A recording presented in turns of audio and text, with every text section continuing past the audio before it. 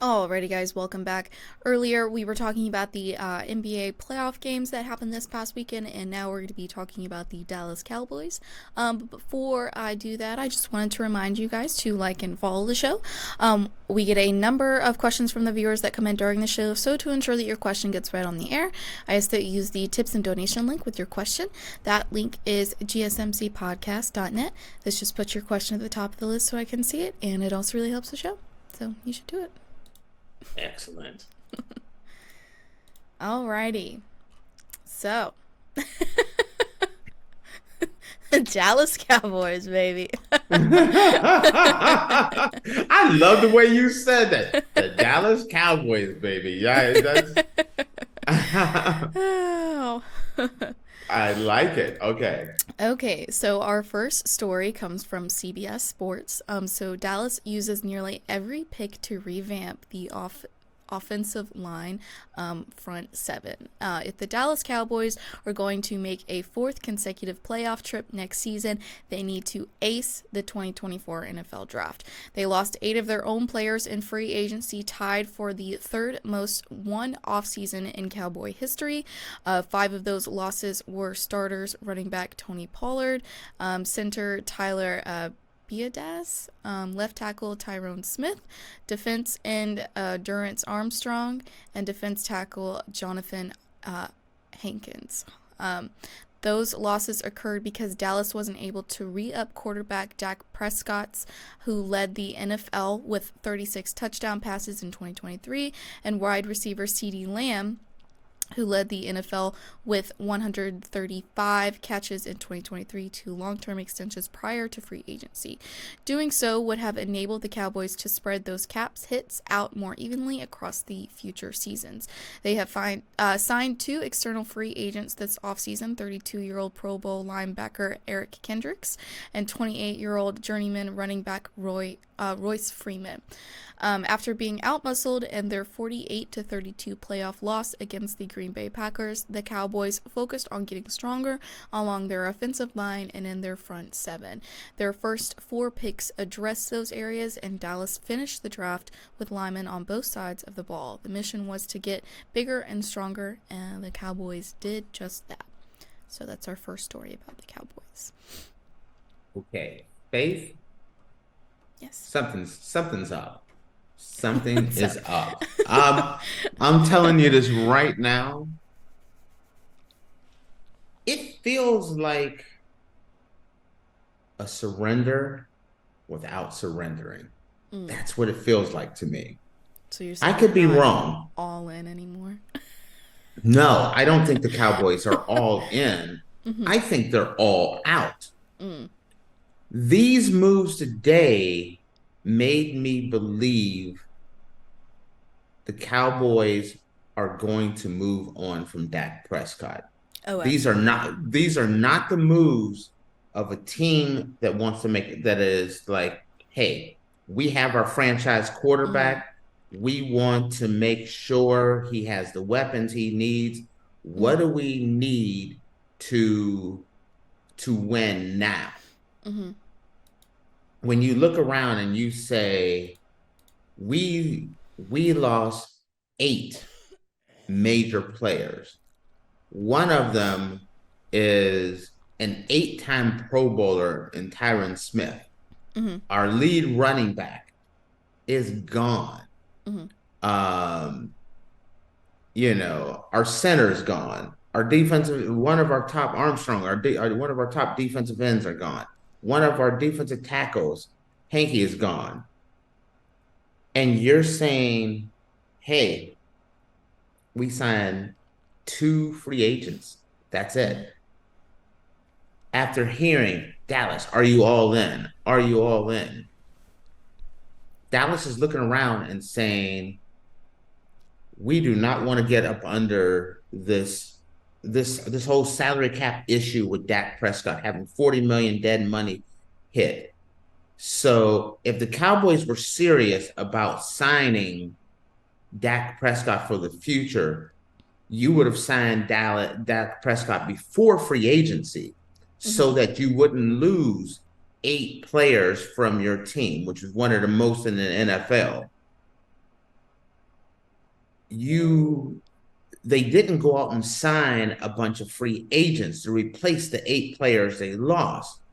That's a team that's saying, you know what? We need to be cap responsible. Mm-hmm. And I feel like it's not a total rebuild. I kind of feel like it's a retooling. Mm-hmm. These are retooling moves. These are the draft picks are draft picks for the future, not for win at all costs, be Mm-hmm. all in for the Cowboys. If you ask me, Dallas Cowboys, they're all in, and this is what they did for the offseason, I would give it a flat out F Mm-hmm. for failure. But if you told me the Dallas Cowboys are retooling and building for the future and preparing to move on from Dak Prescott, I would give this an A plus draft and an A plus offseason. Mm-hmm.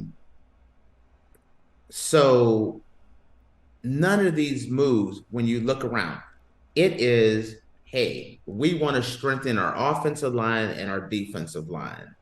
Tyler Guyton from Oklahoma, great choice. Frontline defense and Marshawn Kneeland from Western Michigan. Had to look him up. Didn't know a lot about him before, but he's a guy, strong pass rusher, decent against run stop, great person to work with Michael Parson and DeMarcus Lawrence. Moving on to Cooper Beebe from Kansas State. Again, interior line strengthening. Moving on, bringing in a linebacker out of Notre Dame, and then focusing on getting some depth. They went with Carson, the cornerback out of Wake Forest. And then also in the 6th round, finally in the 6th round, they drafted a wide receiver, meaning putting depth at wide receiver, not a starting wide receiver. Mm-hmm. This is a wide receiver that won't see a lot of time, but preparing just in case there's injuries as a player, as a developmental player. This is a situation where I feel like Dallas was setting it's kind of like, we need to stock our pantry. We're not preparing for a dinner party that's tonight. Mm-hmm. That's kind of the way it looked to me. These are all players that will contribute for the Dallas Cowboys. Some will contribute this year, but a lot more of them will contribute next season. Mm-hmm. And it feels like these players are players for the future, not a team that says they're all in for this year. Don't do a draft like this. Mm. I think it's a smart draft. I think this is, if you're saying, you know what, we're not going to sign Dak unless we get a hell of a discount. Mm-hmm. We're gonna start preparing for the future with Trey Lance instead of Dak Prescott. Then these are all smart moves. They're gonna get from up under the cap issue or the $40 million cap hit with Dak this year. They'll have about another 35 to 40 million next year, but then they're free and clear. And then they start addressing the Micah Parsons and the CeeDee Lambs of the world. I love this draft if that's their move. Mm-hmm. If their move is, we're going to plan for the future and Trey Lance is our future quarterback, this is the last year, unless Dak does something amazing, because this is going to be, the fact is they didn't even go out and get a running back at all. I thought at least a late round pick on a running back, a 4th or a 5th round pick on a running back, and they didn't even do that. Means, hey, Dak, Mike McCarthy, we're putting it all on the line. We're going to rely on you this year, Dak. Mm-hmm. We're going to go as far as you take us. And if you don't take us, we're moving on. Mm-hmm. And So it's put up or shut up for Dak, I feel like. Also, for Mike McCarthy, the coach as well. I would be a little nervous if I'm Mike McCarthy looking at this because they're planning, they're restocking the shelves, preparing Mm-hmm. for a long winter. Where when you look at what the Philadelphia Eagles did, the Mm-hmm. Philadelphia Eagles made moves that's going to impact this year. This year, when I look at the draft overall performance and I look at the NFC East, I have the Dallas Cowboys behind the Eagles, not ahead of the Eagles. So I got the Eagles in first, Dallas in second, the Commanders slightly behind them, and I have no clue what the New York Giants are doing. Mm-hmm. The Giants needed to address the quarterback position, and they did not do that. They actually went and got another weapon, wide receiver. The Giants made me scratch my head on that one.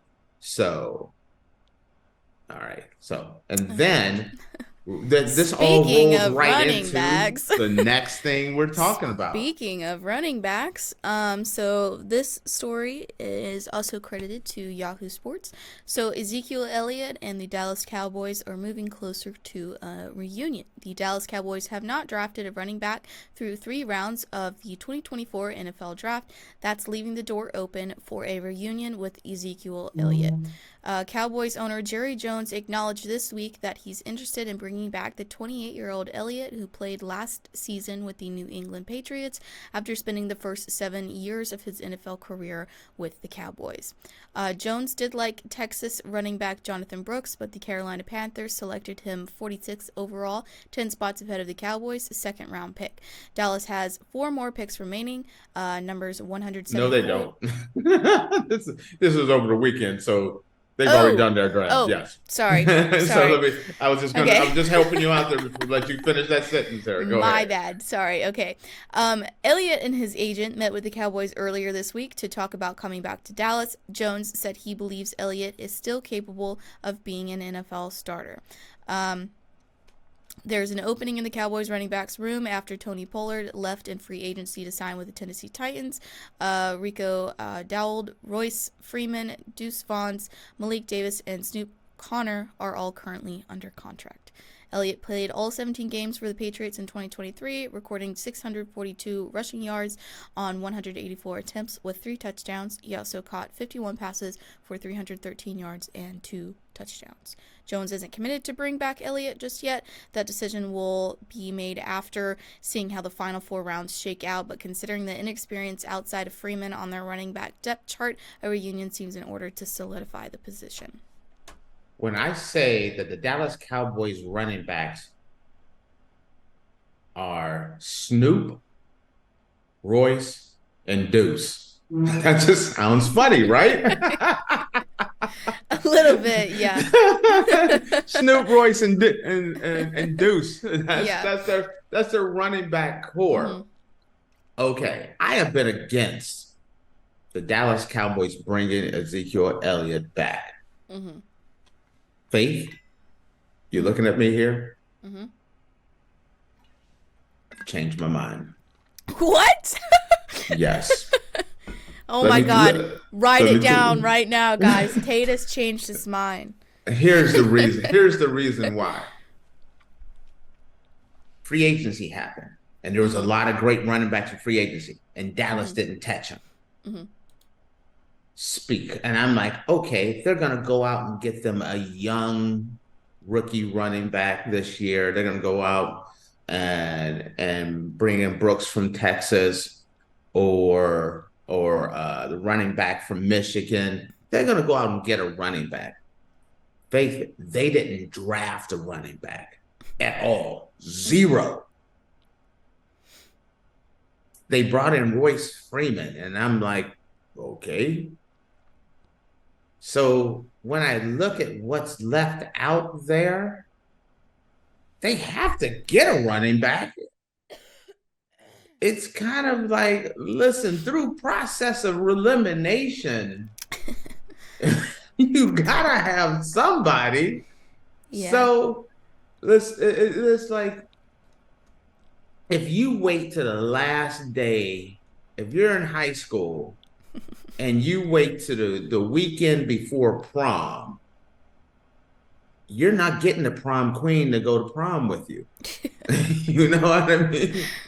You got to get that snaggletooth girl in the corner. All right. She's your date. I know. Or that snaggletooth guy. It doesn't, just saying your choices are very limited. There When are you wait consequences and repercussions for your actions. Am I right? If you Yeah. wait to the last second, Mm-hmm. you didn't address it in free agency, Mm-hmm. you didn't address it in the draft. All the free agent running backs are gone. Yeah. All the top running backs in this year's draft are gone. Mm-hmm. What's left? Running backs that didn't get drafted by anybody? The crumbs. Right. And so you're gonna say, or an old retread running back. Mm-hmm. Okay, so most likely it's an old retread running back. Who's the best of the old retread running backs? Ezekiel Elliott. That's the reason why I've changed my mind. Because I have no other choice. Yeah. Does that make sense? Mm-hmm. You know, and in this case, if you can't be with the one you love, you got to love the one you're with in this one. So, and that is Ezekiel Elliott. And that's my 2 cents on that. I'm going to leave it at that. All right. Well, all right, guys. Well, with that, we're going to take a short break. And when we come back, we're going to be talking about the effects that have happened after the NFL draft. So make sure you guys stick around, and we'll be back in a minute.